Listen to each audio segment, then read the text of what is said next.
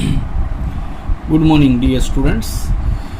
अभी हमें आज का जब मैं लेक्चर ले रहा हूँ जो कि आप कल देखने वाले हैं, उसका बेस अभी हमने न्यूज़पेपर में सब कुछ पढ़ा होगा और आप सबको मालूम होगा कि 30% सिलेबस वो डिक्रीज़ हो रहा है और उसमें पॉलीमर और केमिस्ट्री इन एवरीडे लाइफ, ये दो चैप्टर बिल्कुल ही बोर्ड्स में पूछे नहीं जाएंगे। हालांकि नेशनल टेस्टिंग एजेंसी ने स्पेसिफाई नहीं किया है कि JEE और नीट में ये दोनों चैप्टर्स का वेटेज कितना रहेगा, बट पॉलीमर का वेटेज नीट में रहने वाला है। इसीलिए हम जब भी हमारा सिलेबस ख़त्म हो जाएगा तब भी वो चैप्टर्स सीखने वाला है, क्योंकि आगे जाके कोई भी स्टूडेंट्स फार्मेसी में जाएंगे, एग्रीकल्चर में जाएंगे या मेडिकल फील्ड में जाएंगे, आयुर्वेदिक में जाएंगे, होम्योपैथी में जाएंगे, तो ये चैप्टर्स उन्हें काम में आने वाला है। इसीलिए हम सबको उस बातों का ख्याल रखना पड़ेगा। सेंट्रल गवर्नमेंट ने गाइडलाइन दे दी है कि 15 अक्टूबर से हमारी स्कूल शुरू होने जा रही है।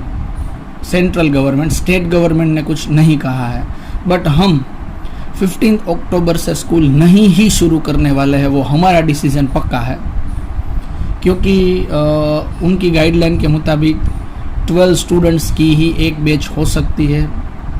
12 स्टूडेंट्स के ज़्यादा हम उसमें नहीं ज़्यादा स्टूडेंट्स बिठा सकते हैं, वो हमारे लिए इम्पॉसिबल टास्क है। इसीलिए हमें हमारा ऑनलाइन एजुकेशन ही चालू रखना है। दूसरी इन्फॉर्मेशन आप सबको मालूम है कि 15 अभी जो शुरू हुआ है वो बात जो 15 यानी सॉरी नॉट 15 बट 21 मई वो आपकी बोर्ड्स की एग्ज़ाम्स की डेट्स रहने वाली है। 21 मई यानी आपकी जो एग्ज़ाम्स है वो 2-3 मंथ्स पीछे चली गई है। हालांकि जून से जो भी यहाँ पर हमारा कंसल्टेड फैक्टर शुरू हो रहा था वो ऑफलाइन एजुकेशन में देरी हुई, इसीलिए जो हमारी टर्म है उसकी बोर्ड्स की जो एग्ज़ाम्स है वो बोर्ड्स की एग्ज़ाम सीधी मई मंथ में चली गई है। यानी अभी अक्टूबर से गिनना शुरू करें तो अक्टूबर, नवंबर, दिसंबर, जनवरी, फरवरी, मार्च, अप्रैल और मई 8 मंथ हमारे पास बचे हुए बोर्ड्स की एग्ज़ाम्स के लिए। 8 मंथ बाकी है और ऑलमोस्ट 50% के ऊपर का सिलेबस हमारा ख़त्म हो चुका है और हो जाएगा ऑलमोस्ट सभी सब्जेक्ट्स में। तो सिलेबस में काफ़ी आगे चल रहे हैं। कोई दिक्कत सिलेबस के बेस की हमारे सामने नहीं है और आप सबको भी प्रैक्टिस के लिए बहुत ही बढ़िया टाइम रहने वाला है। और आप सब लकी है कि मई मंथ में 8 मंथ के बाद एग्ज़ाम भी गई और 30% सिलेबस भी गया। तो आप सबके लिए बहुत ही अच्छी ये खुशखबरी बोर्ड्स द्वारा हमें दी गई है। इसका मतलब है हमें जल्दी से स्कूल में आ जाए, ऐसा हो जाए, वैसा हो जाए, इतना कोई ज़्यादा टेंशन नहीं लेने की ज़रूरत है। और आप सबका जो 12th का लाइफ टाइम अचीवमेंट ईयर था, जिसमें आपको स्कूल में बहुत ही कम समय पास करने वाले थे आप, बट इस डिसीज़न की वजह से आप स्कूल में फिर से वही चार्मिंग पर्सनालिटी, वही बेस, अच्छी तरीके से डिसिप्लिन मैनेज करते हुए फिर से 8th मंथ पास करेंगे। मुझे लगता है कि अगर अक्टूबर में 15 अक्टूबर में स्टेट गवर्नमेंट्स SOP बाहर नहीं निकाले तब भी दिवाली पर तो स्कूल शुरू ही हो जाएगी। फिर भी हमारे पास 7 मंथ बचे होंगे अच्छी तरीके से प्रिपरेशन करने के लिए, ताकि आप सभी स्टूडेंट्स को ज़्यादा हड़बड़ाहट करने की ज़रूरत नहीं है। शांति से जो भी यहाँ पर सिलेबस चल रहा है उस सिलेबस की अच्छी तरीके से प्रिपरेशन कीजिए और ज़्यादा से ज़्यादा मार्क्स गेन करने की कोशिश कीजिए। तभी के तभी आप सक्सेस हो पाएंगे। डियर स्टूडेंट्स, जो भी संवाद 20 मैगज़ीन में हमारे आर्टिकल्स आ रहे हैं वो आर्टिकल्स आप सबको मोटिवेट करने के लिए है। इसीलिए मेरी खास रिक्वेस्ट आप सबसे है कि संवाद 20 मैगज़ीन के आर्टिकल्स अच्छी तरीके से रीड कीजिए और अपना कॉन्फिडेंस ग्रो अप करते जाइए। ताकि आपका जो रिज़ल्ट है वो काफ़ी बेहतरीन आ सके। तो एग्ज़ाम्स मई महीने में जो चली गई है उसके बेस पर अभी हमारे पास टाइम की कोई दिक्कत नहीं है, बहुत ही आसानी से हमारा सिलेबस ख़त्म हो जाएगा।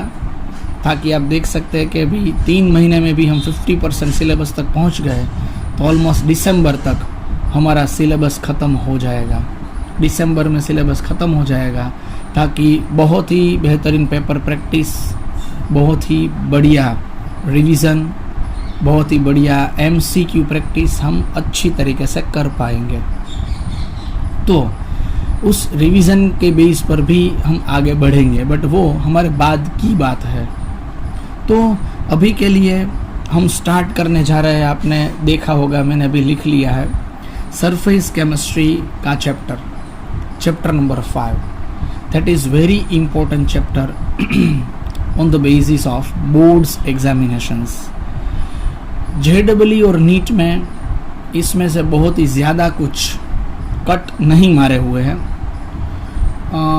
इसका मतलब है ये चैप्टर हमें मैक्सिमम करना पड़ेगा।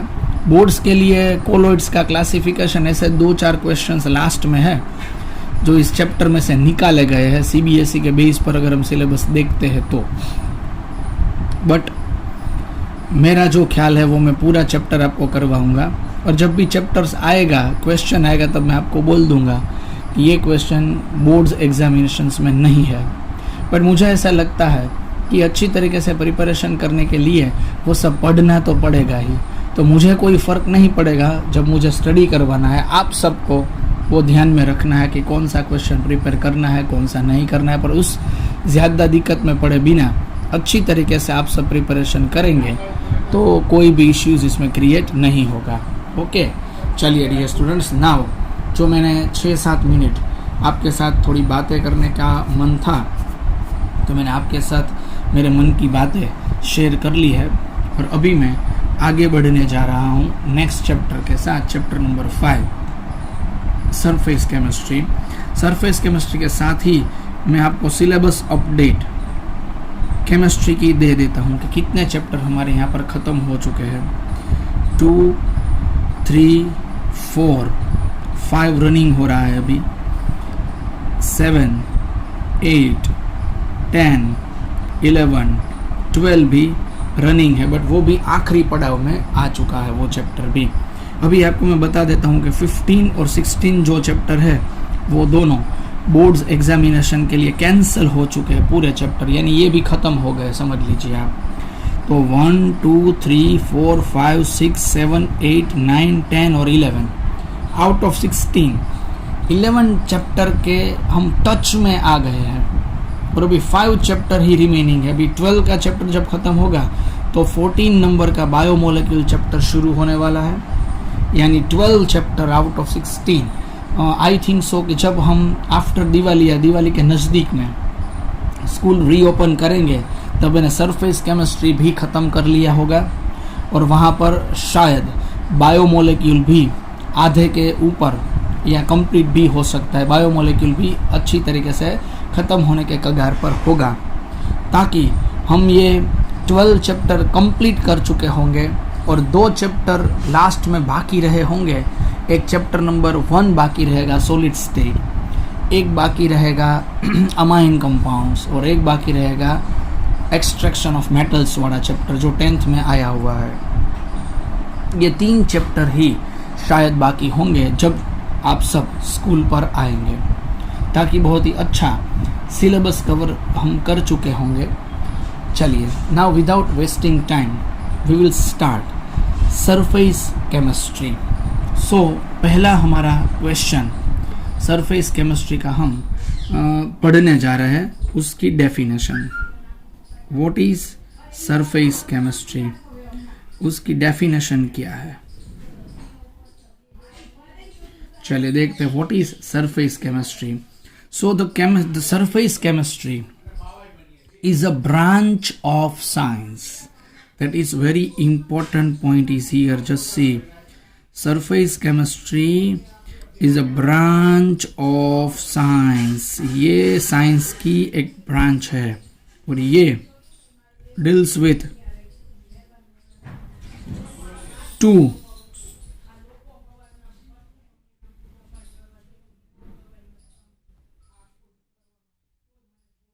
different bulk phases. So surface chemistry is a branch of science which deals with two different bulk phases. Bulk phases. Okay, I will correct my spelling. Two different bulk phases. मतलब मैं आपको थोड़ा समझाता हूँ, या bulk phases का मतलब क्या है। समझ लीजिए कि मेरे पास एक सॉलिड कंपाउंड है। अगर वो सॉलिड कंपाउंड किसी लिक्विड के साथ कांटेक्ट में आता है, ऐसी ही बातें हमने सॉल्यूशन चैप्टर में भी रखी हुई थी। Same this type of talking we are doing in solution chapter, जिसमें पैलेडियम है वो हाइड्रोजन के साथ कांटेक्ट में है, प्लेटिनियम है वो भी हाइड्रोजन के साथ कांटेक्ट में है। तो यहाँ पर हम ऐसी बातें लर्न कर रहे हैं जिसमें टू डिफरेंट बल्क फेजेस एक दूसरे के साथ कांटेक्ट में है। उस सरफेस का study deals with two different bulk phases, and the study of surface is known as surface chemistry. समझ लीजिए कि मैं आपको एग्जांपल देता हूं। समझ लीजिए कोरोजन है। कोरोजन आप मालूम है ना, कोरोजन में क्या होता है कि हमारे पास आयरन की रोड होता है, उसमें अगर हम जिंक का गैल्वेनाइजिंग करते हैं तो उसका कोरोजन स्टॉप हो जाता है। बट कोरोजन वो आयरन की प्लेट के साथ वाटर यानी ह्यूमिडिटी है उसका रिएक्शन है। वाटर और एयर का Fe के साथ रिएक्शन, यानी वो कोरोजन हो जाता है। उस कोरोजन में टू बल्क फेजेस कांटेक्ट में, और कोरोजन होता है वो सरफेस पे ही होता है। तो उसी टाइप के एग्जांपल्स, हम सरफेस वाला एग्जांपल्स यहाँ पर डिस्कस करने जा रहे हैं।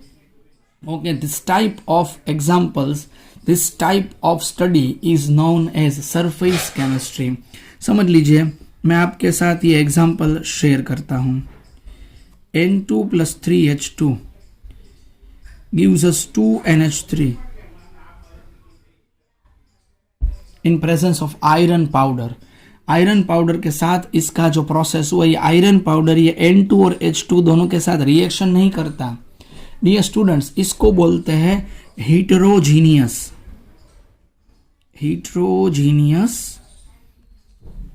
कैटालिसिस।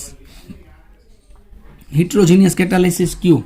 ये आयरन है वो सॉलिड में है और ये N2 और H2 दोनों गैस फेज में है। अगर कैटलिस्ट की और रिएक्टेंट की जो फिजिकल स्टेट है अगर वो डिफरेंट होती है तो उस कैटालिसिस को बोलते हैं हीटेरोजीनियस कैटालिसिस, और उस कैटलिस्ट को बोलते हैं हीटेरोजीनियस कैटलिस्ट। समझ सकते हैं आप? मेरे कहने का मतलब है हमें इस तरीके के एग्जाम्पल सरफेस केमिस्ट्री में स्टडी करने हैं, क्योंकि उसी तरीके का बेस इससे कंसल्ट होगा, सरफेस वाला फेज कंसल्ट होगा। सो surface chemistry is a branch of science.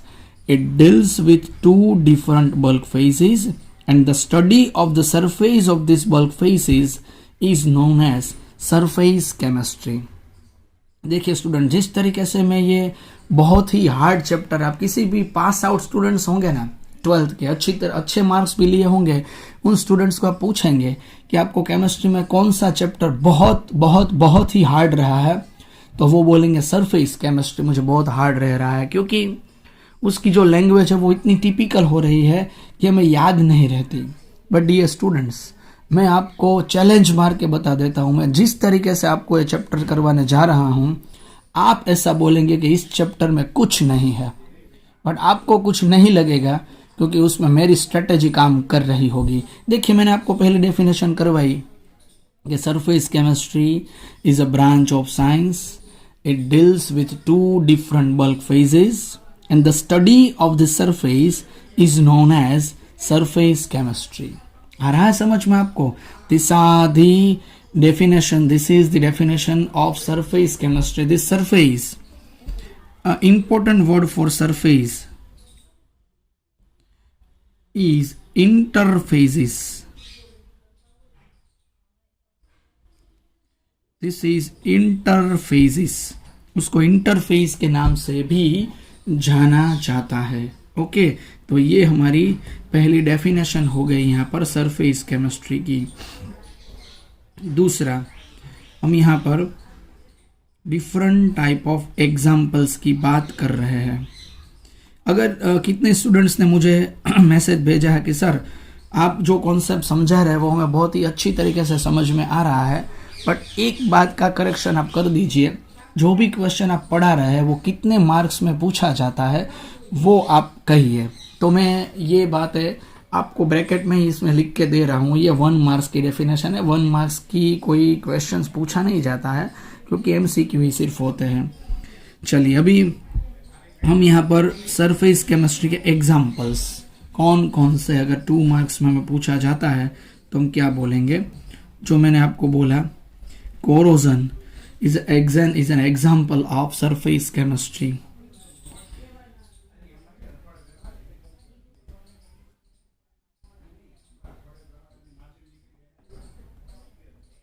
Electrode process, electrode process में क्या है डियर स्टूडेंट्स, हम इलेक्ट्रोकेमिस्ट्री अच्छी तरीके से पढ़े हुए हैं। We know that there are 3 types of electrode, active electrodes, inactive electrodes and gas electrode. तो ये जो गैस इलेक्ट्रोड होता है, जो एक्टिव इलेक्ट्रोड होता है, जो इनएक्टिव इलेक्ट्रोड्स होते हैं, उनकी सरफेस बहुत ही एक्टिव होती है। हम उस सरफेस के बारे में इस चैप्टर में पढ़ने वाले हैं, यानी electrode processes is a part of surface phenomena. Then यहाँ पर मैंने रख दिया है पॉइंट एक आपको, heterogeneous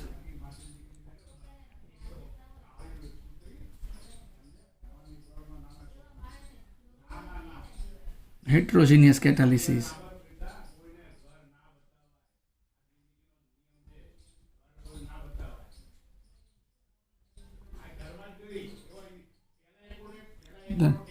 then crystallisation.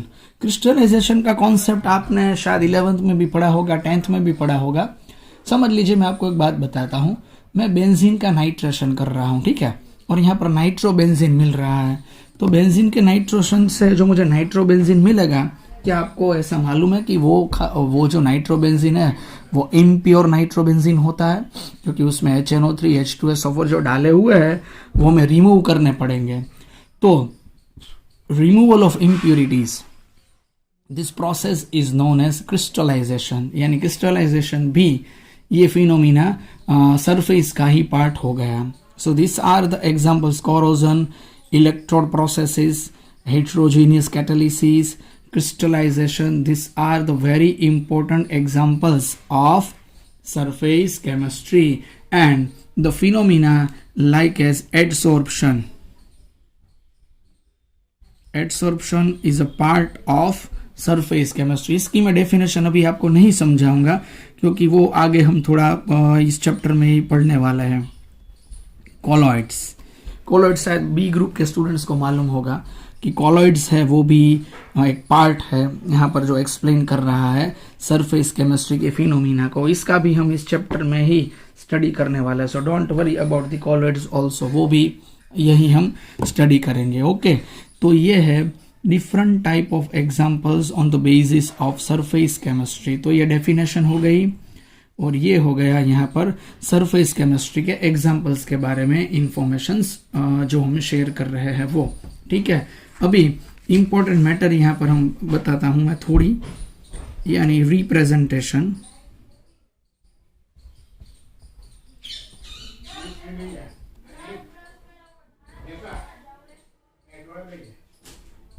Representation of surface chemistry, इसमें क्या हो रहा है रिप्रेजेंटेशन में, देखिए मैं आपको ये बातें इंपॉर्टेंट बता रहा हूं कि 2 बल्क फेसेस हैं जो भी,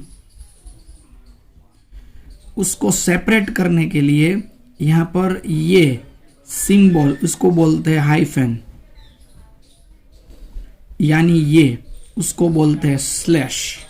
इन दोनों सिंबल का हम इस्तेमाल कर सकते हैं। डियर स्टूडेंट्स, अगर मैं ऐसा बोलता हूं, आपने ये पढ़ा होगा Zn, ये हाइफन Hg हुआ, और आपको ये भी मालूम होगा platinum slash H2।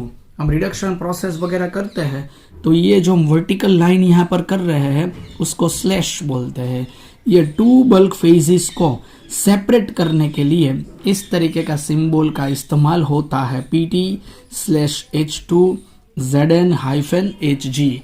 So the surface is represented by separating the bulk faces by hyphen or slash. समझ रहे? The surface is represented by separating two bulk faces by hyphen and slash.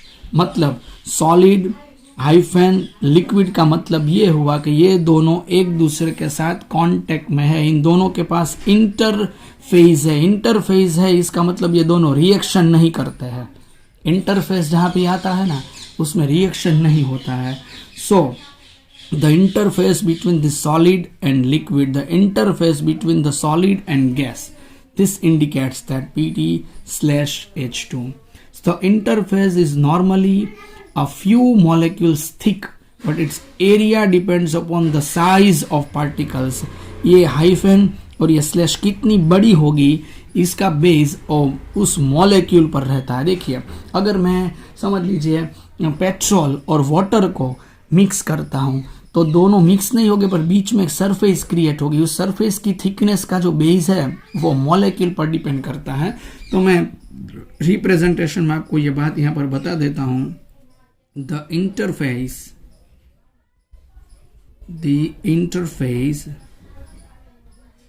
Is depends upon molecules or size of particle.